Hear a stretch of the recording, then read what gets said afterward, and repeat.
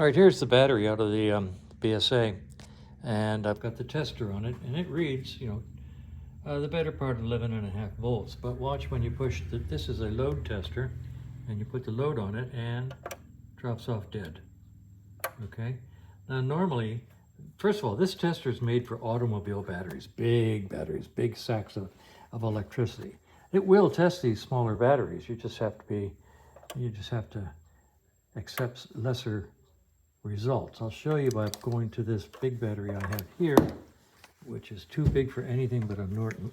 So I'll put him on here with red to red. Put this over here. Let's see if I can do this. Okay, now we got, once again, we have, oh good, 13 volts, all right?